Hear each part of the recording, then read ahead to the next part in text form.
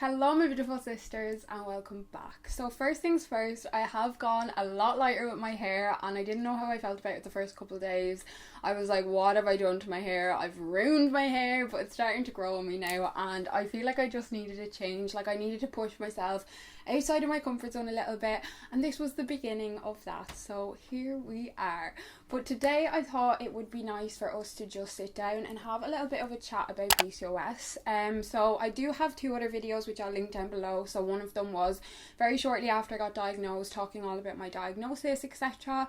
And the two videos I've done prior have been pretty emotional. So I thought we would just kind of sit down and chat through a few things, because I know myself personally, I can kind of struggle with this a lot inwardly, because there's no one I can really talk to about it. There's no one in my life who has PCOS, so you know, you can talk about it to people all day long, but when somebody doesn't suffer with something, it's very hard for them to relate to you in the same way somebody who's going through the same thing as you can relate to you. So it's kind of nice to just have this little community where we kind of get and we understand each other, and just to kind of make us feel a little bit less alone, because sometimes I do feel really alone with it, and some days with it are much harder than others, as I'm sure you guys understand. Right, let's dive it on in. So I got diagnosed 2 years ago this summer, which is actually crazy to think about, because the first year after getting my diagnosis, it just feels like such a blur, because I was in so much denial, and I also didn't want to face up to it. I didn't want to accept it, and I also didn't want to do anything to help myself in regards to it, because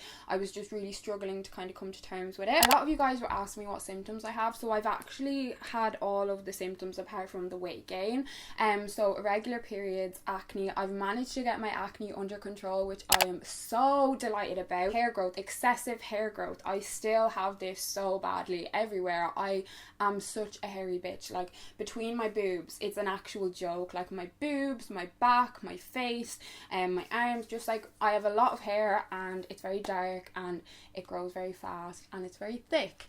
Yeah, so, and then I've also suffered with thinning hair and hair loss. I find the best thing with my hair is to just keep and getting like regular trims, because I find the longer I let it go without kind of keeping on top of the trimming, the worse it gets, because obviously if you're constantly trimming your hair, you're giving your hair more of a chance, because it's, you know, healthier hair, so you're keeping the dead ends off it constantly, and that's what's really helped me. And it also helps your hair appear to be a lot thicker and a lot healthier if you are getting regular trims.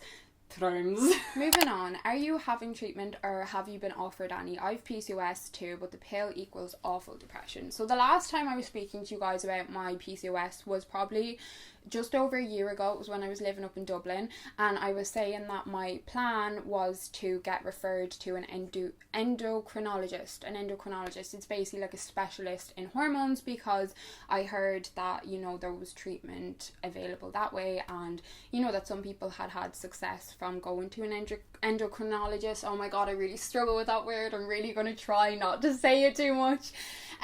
So yeah, I kind of ran into a dead wall after I filmed that video, hence why I never really kind of spoke about it since. And I feel like this is it with PCOS as well, is it can be really discouraging because there isn't any treatment available or offered, minus the pill. So same situation for me. I was only offered the pill, which I did try after I got diagnosed. I was on the pill for a year. So after I told you guys I was going to get referred to the endocrinologist, I made an appointment with my doctor. Actually made quite a few appointments with my doctor, and you know, I was talking to him about this, and I was asking could he refer me, yada yada yada, and the long and the short of it was, he said that an endocrinologist wouldn't even see me, they wouldn't even accept me into the clinic because my hormones aren't off balance enough. Whatever the hell that means. And when I asked could I get my hormones redone, he said, well, we don't need to redo your hormones because we had only done your hormones, you know, last year. So this was last year, and he meant a year ago, because I've only been diagnosed for 2 years. So he wouldn't even redo my hormones.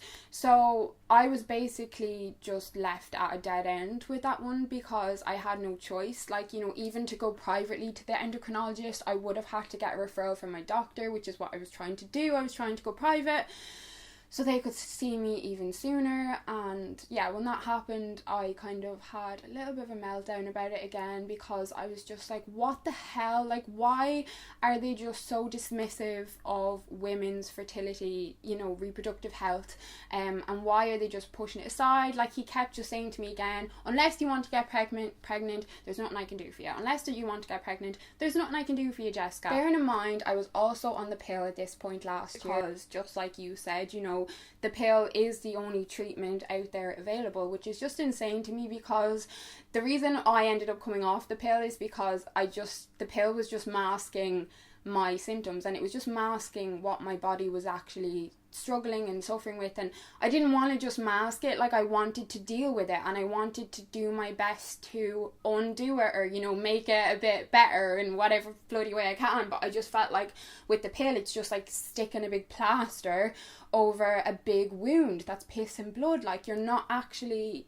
helping the problem. So basically, after being turned away numerous times, I was just like, right, look, I'm going to try and take matters into my own hands and just do all that I can possibly do to help me and my body get into the healthiest possible place for down the line when I do want to have babies.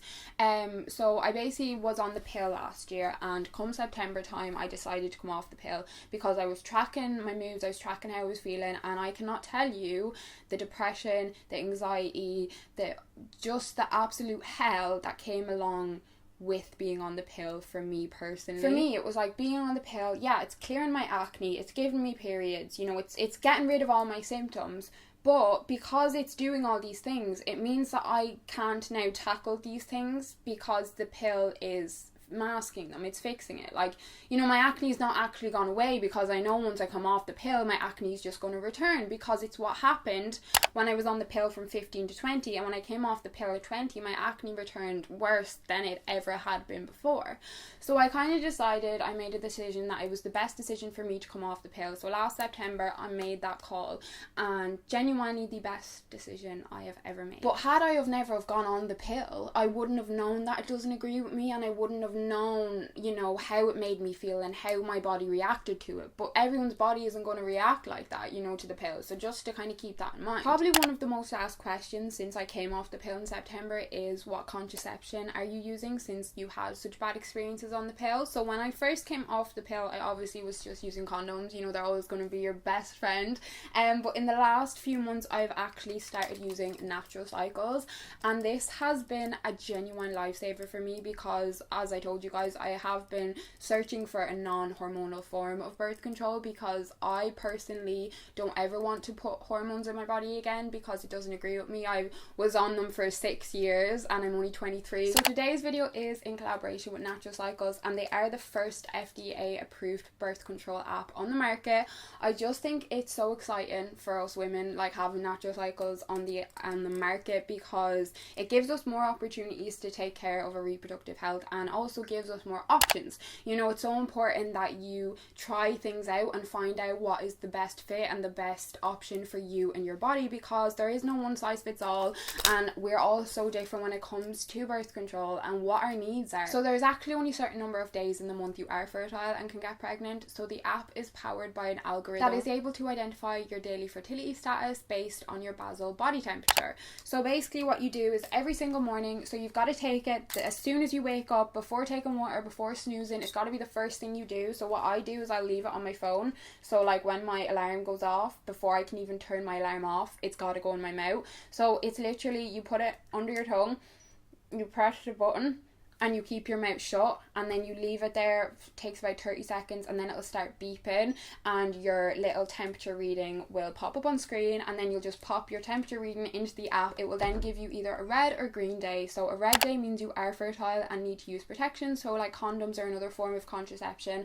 and then a green day means you are not fertile and don't need to use protection. I always thought because I have PCOS, I was never able to use an app like Natural Cycles, but it doesn't actually affect the effectiveness of the app whatsoever. It just means that you may have an increased number of red days as the app tries to, like, you know, figure out your ovulation from month to month, because when you do have PCOS, your ovulation etc. is going to shift a little bit more. Another thing I've been finding so helpful in this app for me is being able to visualize and track my cycles. With having PCOS, it can be so much harder to kind of keep track on things because your ovulation and your cycles are constantly changing. So being able to see if you have ovulated, how long your cycles are, you can, you know, fill in each day your cervical mucus, your pain, your sex drive, your feeling. There's also notes, so you have like all this information in one place, and then you can just click into each day and see how you were that day, what the symptoms were. And it's just also a great thing to have in one place to bring to your doctor or your gynae. As I've only been using it a couple of months, the app is still getting to know me, so I'm currently still having a lot of red days, so I'm using protection, but the more I measure, the more the app is going to get to know me better. But yeah, this is my current choice of contraception, and I honestly adore it. And for anyone out there who has had really bad experiences on hormonal birth control, I would really recommend giving this a shot, because if you're any ways like me and we're just feeling a little bit helpless with it, maybe you weren't aware that we can actually use these even with our infertility issues. Moving on. So honestly, are you scared of infertility? I have PCOS and it really freaks me out. Yeah, if I'm being honest, infertility is the thing that gets me down the most with it, and it's something that I really can struggle with mentally. But I feel like that is the main reason as to why I made the call to come off the pill. Obviously, with how negatively it was affecting me, that was the main reason. But secondly, being because, you know, I didn't want to cover up my symptoms, and I thought the best thing to do was to not be on hormonal birth control, so I can get my symptoms as best under control in these years before I want to get pregnant. Because, you know, unfortunately with PCOS, there is no treatment out there. The only thing we can really do is keep our lifestyle as healthy as we possibly can, keep stress down, eat well, exercise. Like, all these things are going to benefit our reproductive health, and I have found like stress is a huge thing for me personally, so trying to keep that at bay as much as I possibly can. But yeah, the infertility is my biggest fear. Like, I don't want to get upset, but like, I can't imagine if I can't have babies.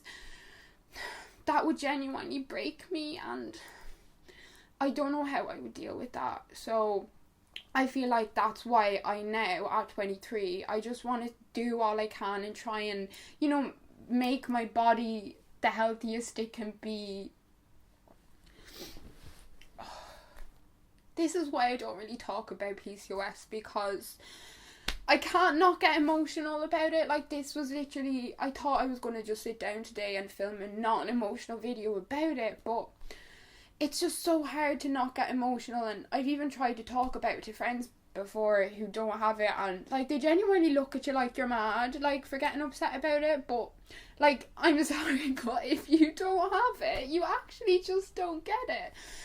But yeah, the infertility thing really scares me, and you know, if it scares you, no, you're not alone. But the one thing that has really, oh my god, like, why am I crying? Oh my god. The one thing that really helped me regards the infertility thing was the video I filmed 2 years ago when I talked about my diagnosis, and all the comments under that video of people who have PCOS talking about like their miracle babies and or all their babies, or just these amazing stories of women with PCOS having babies and getting pregnant and not having too much difficulty with it, and it being pretty easy, and just all these great stories. That is so nice to hear, because there are so many women out there with infertility struggles or with PCOS or whatever it is who do get pregnant and do have babies. And also with PCOS, 1 in 5 women, they say, have it, but they say half of them women don't have any symptoms and aren't even aware they have it, and or another half of them women don't even know that they have it until after they have a baby. So these are all the things that I try to cling on to.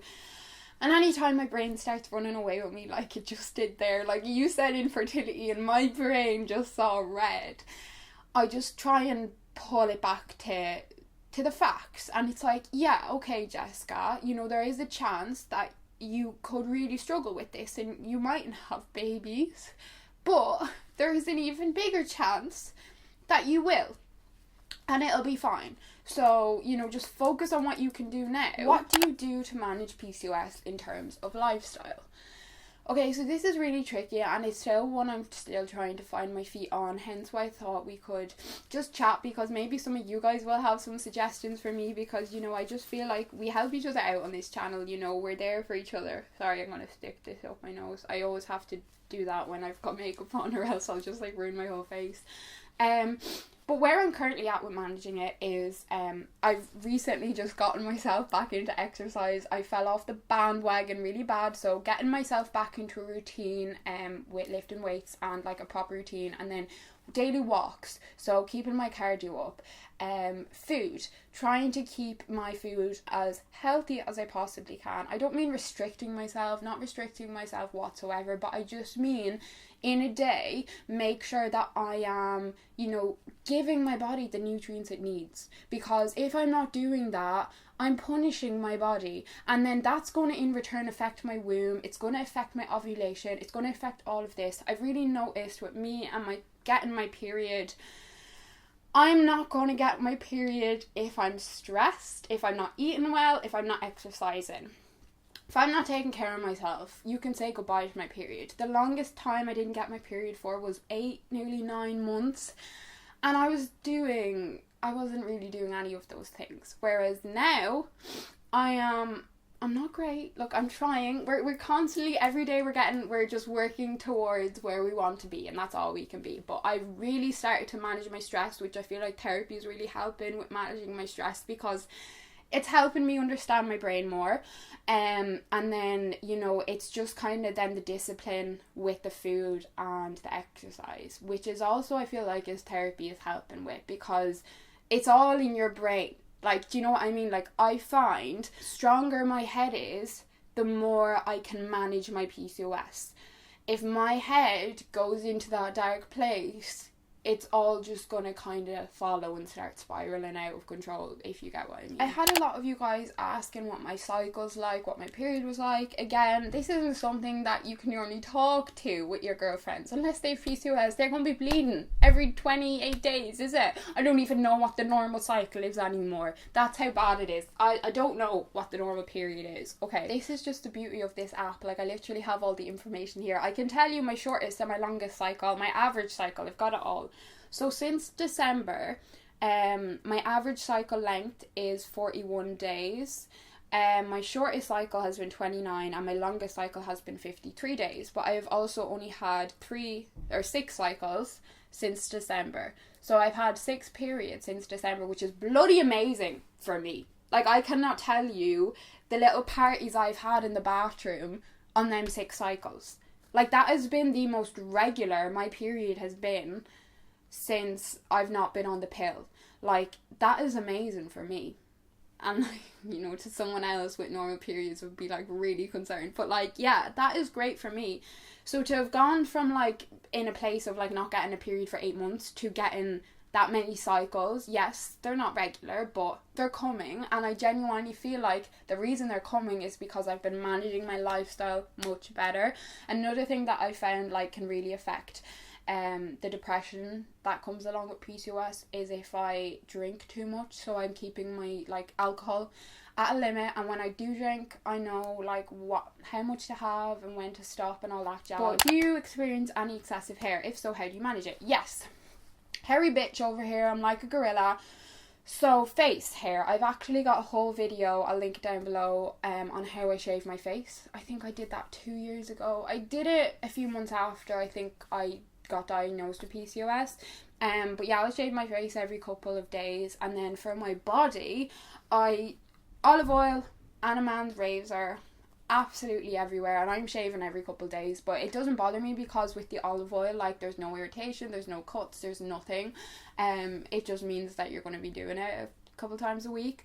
But yeah, that's literally all I do. I've not gone for laser or anything along that line. You know what, I feel like I've kind of learned to accept my hairiness. Now, some days it does really get me down. I think the areas where it can really affect me the most is on my chest, my bum, I'd say, like, mainly my chest really affects me because it can just be so bad. Like, hairy arms, hairy legs, like they don't bother me. I don't know, you know, we all have our own little things that bothers us. I shave so much that I couldn't even really tell you how bad my hairiness is. Like, if I was to let that shit grow for a couple of weeks, I probably would fall into a depression over it. But because I'm just keeping on top of it, you know, it never gets to the point where I'm like, okay, we're going to have to get the lawn mower in here, you know. Being slim with PCOS, people don't believe me because I'm slimmer, and that's not the stereotype. I have had some really, really horrible messages from people because I am on the slimmer side and because I have PCOS. But like, just because it's a lot more common for you to struggle with weight gain when you have PCOS, that doesn't mean that everybody is going to struggle with weight gain when they have PCOS. Just like not everyone is going to have acne, or not everyone is going to have awful irregular periods. Like, you know, we're all going to have different symptoms, and it doesn't mean that just because you don't have one, it doesn't mean that you can't have it. This stereotype has also, you know, prevented me from speaking about it more online because of some of the nasty messages I've had from people. I didn't catch that. Could you try again? Rude. Like, my computer's just always listening to me. Like, what's that about? Like, Siri wasn't even on. Like, what the fuck? Like, can you mind your own business for once in a damn day? But yeah, just to say, like, whether it's PCOS or whether it's any other illness, like, it goes the same for, like, a mental illness. Like, you know, you see someone who's so happy and you'd be like, you could never be depressed, or, like, you know, how could you have anxiety? Like, how somebody looks on the outside has absolutely nothing to do with what they're suffering with on the inside, with what's going on with their organs. What? Like, how can you say your outer appearance equals your inner appearance? Like, that is just the biggest load of bullshit. But yeah, it's really upsetting. And just to anybody, you know, who might ever make them comments, just think sometimes, like, yeah, there are stereotypes that, you know, you're more likely to struggle with weight gain on it, but not everyone is. So, you know, there are some of us as well who do have PCOS, and, you know, you mightn't think we do. But yeah, so I think I might wrap it up here for today, my darlings. That was pretty emotionally challenging, if I do say so myself. I feel really emotional now. I'm on the verge of tears still. Do you know what it is? It's just any time talking about that infertility, like, it's so hard. Like, it really is so hard. And just to say, like, to anyone else out there who's, like, struggling with it or anything like that, like, I'm always here, and if you ever want to chat or send me a DM or anything like that, you know, I get it. I think I need to go and run myself a big ass bubble bath and give myself some TLC now. But thank you so much, Natural Cycles, for collaborating with me on today's video. I hope you guys enjoyed. I hope it maybe felt like I was giving you like a big cuddle through the screen, because that's what I am doing, and I'm sending you all my love, and us fucking sisters have got this, and we're strong motherfucking sisters, okay?